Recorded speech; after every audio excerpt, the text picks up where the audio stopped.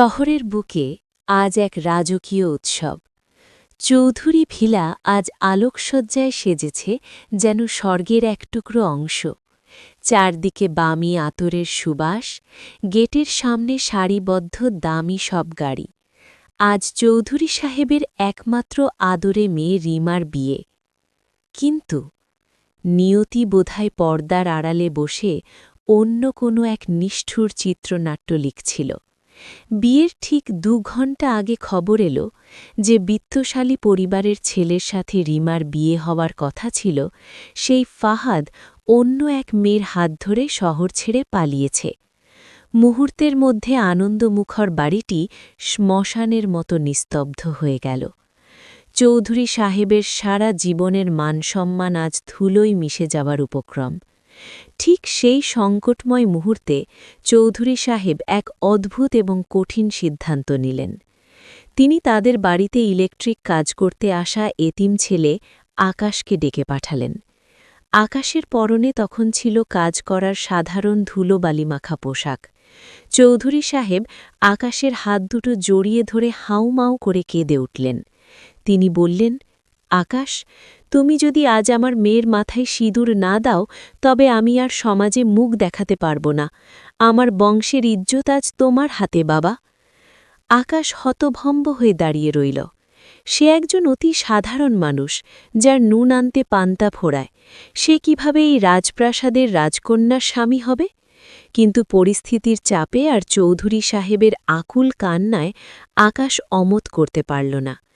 একরাশা দ্বিধা আর ভয় নিয়ে সে বিয়ের আনুষ্ঠানিকতা শেষ হল, কিন্তু আকাশের মনে ছিল এক অজানা আতঙ্ক।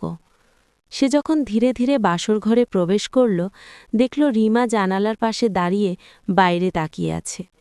সে তখনও কনের সাজে, কিন্তু তার দুচোখ দিয়ে যেন আগুনের স্ফুলিঙ্গ বের হচ্ছিল। আকাশ শান্তভাবে কাছে যেতেই লিমা প্রচণ্ড জোরে তার গায়ের দামি ওড়নাটা আকাশের মুখে ছুঁড়ে মারল। রিমা চিৎকার করে বলে উঠল, একদম কাছে আসবে না।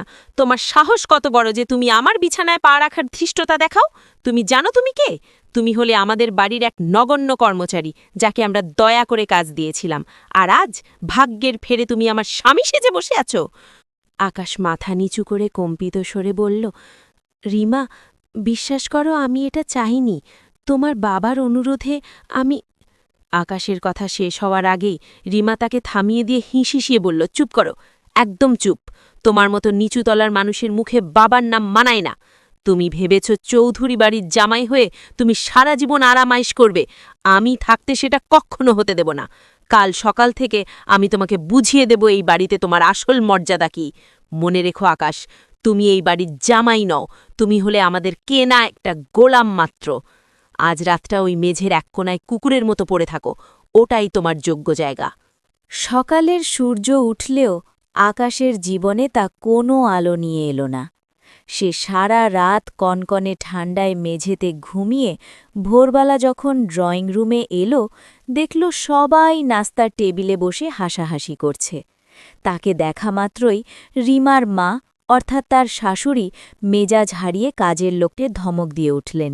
তিনি বললেন, আরে, ওই পচা বাসি রুটি আর কালকের বেঁচে যাওয়া তরকারিটা ওই মেকানিককে দাও তো। ও আমাদের ড্রয়িং রুমে বসে নাস্তা করবে? এত বড় সাহস ওর হয় কি করে?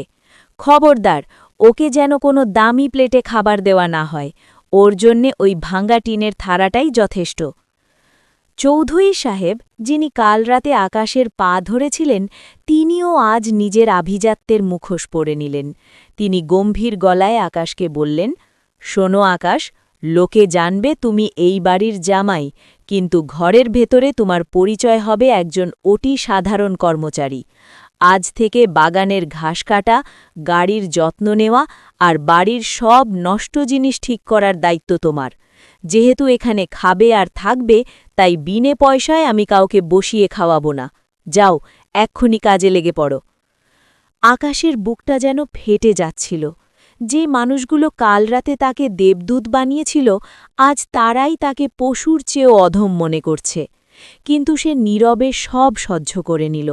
সে শুধু ভাবল, মানুষের রূপ কত দ্রুত বদলে যায়। ক্ষমতার দাপটে মানুষের বিবেক কত দ্রুত অন্ধ হয়ে যায়। বিকেলের দিকে রিমার কয়েকজন উচ্চবিত্ত বন্ধু চৌধুরী বিলায় বেড়াতে এলো। রিমা ইচ্ছা করেই আকাশকে গাদানের কাদা পরিষ্কার করতে ডাকল। আকাশ যখন ঘাম আর কাদায় মাখামাখি হয়ে কাজ করছিল, তখন রিমা তার বন্ধুদের নিয়ে সেখানে এলো। রিমা তাচ্ছিল্য করে উচ্চস্বরে বলল, দেখলি তোরা, এই হলো আমার সেই তথাকথিত হাজবেন্ড। বাবা তোদের সাথে মশকরা করার জন্য এই মেকানিকটাকে ধরে নিয়ে এসেছিল। দেখ দেখ, কাদায় ওকে কেমন দেখাচ্ছে, ঠিক যেন একটা নর্দমর কীট। রিমার বন্ধুরা হো হো করে হাসতে লাগল। তাদের মধ্যে একজন ছেলে এগিয়ে এসে আকাশের সামনে একটা ১০০ টাকার নোট ছুঁড়ে দিয়ে বলল, আরে রিমা, তোর সার্ভেন্ট তো বেশ পরিশ্রমী। এই যে ভাই মেকানিক, এই টাকাটা রাখো, কাজ শেষ হলে আমার দামি স্পোর্টস কারটা একটু ভালো করে মুছে দিও তো। দেখি শলার, স্ক্র্যাচ যেন না পড়ে, তোর সারা জীবনের আয় দিয়েও ওই গাড়ির একটা চাকা কিনতে পারবি না। অপমানের এই তীক্ষ্ণ বাণ আকাশের হৃদয় বারবার বিঁধতে লাগল। সে মাথা নিচু করে রইল, কিন্তু তার হাতের মুষ্টি শক্ত হয়ে আসছিল। রিমা তার চোখের সামনে দাঁড়িয়ে উপহাস করছিল, যেন সে কোনো মানুষ নয়। আকাশ বুঝতে পারল এই পৃথিবীতে গরিবের কোনো সম্মান নেই। দারিদ্র্য মানেই হল সবার কাছে উপহাসের পাত্র হওয়া। রাত গভীর হল। রিমা আকাশের দিকে একটা ডিভোর্স পেপার আর কলম ছুঁড়ে দিয়ে বলল, সই করো এখানে। আমাদের বিয়ের নাটক এখানেই শেষ। আমি ফাহাদকে ঘৃণা করি ঠিকই, কিন্তু তোমার মতো ভিখারির সাথে সংসার করার কথা ভাবতেও আমার ঘেন্না হয়। সই করে আজ রাতেই এই বাড়ি থেকে বেরিয়ে যাবে, আর কখনো এই এলাকায় যেন তোমাকে না দেখি। দূর হও আমার চোখের সামনে থেকে। আকাশ শান্ত হাতে কলমটা তুলে নিল। কোনো কথা না বলে সে দ্রুত কাগজে সই করে দিল। তারপর তার সেই পুরনো ছেঁড়া ব্যাগটা কাঁধে নিয়ে সে অন্ধকার বৃষ্টির রাতে ঘর থেকে বেরিয়ে এলো। যাওয়ার আগে সে রিমার চোখের দিকে তাকিয়ে শান্ত কিন্তু দৃঢ় স্বরে শুধু একটা কথা বলল, রিমা, আজ তুমি আমার দারিদ্র্যকে জয়ী করেছ, কিন্তু মনে রেখো, সময় সবসময় এক থাকে না। আজ তোমরা আমাকে মানুষ হিসেবে গণ্য করনি, কিন্তু ঈশ্বর যদি সহায় থাকেন, তবে একদিন এই আকাশ চৌধুরী তোমাদের চোখের সামনে দাঁড়াবে। সেদিন তোমাদের এই বিশাল অট্টালিকাও আমার কাছে নগণ্য মনে হবে। আমি ফিরব রিমা, আমি আবার ফিরব। আকাশ ঝুম বৃষ্টির মধ্যে মিলিয়ে গেল। তার চোখে কোনো জল ছিল না, ছিল শুধু এক তীব্র প্রতিশোধের আগুন। সে আজ সব কিছু হারিয়েছে, কিন্তু একটা জিনিস সাথে করে নিয়ে গেছে। সেটা হলো তার হারানো সম্মান ফিরে পাওয়ার এক কঠিন শপথ। আকাশ কি পারবে এই অপমানের প্রতিশোধ নিতে? সে কি সত্যিই একদিন সাফল্যের শিখরে পৌঁছতে পারবে? তা জানতে আমাদের এই গল্পের দ্বিতীয় পর্বের জন্য অপেক্ষা করুন। পরবর্তী পর্ব দেখতে চাইলে আমাদের চ্যানেলটি সাবস্ক্রাইব করুন এবং কমেন্টে লিখুন দ্বিতীয় পর্ব।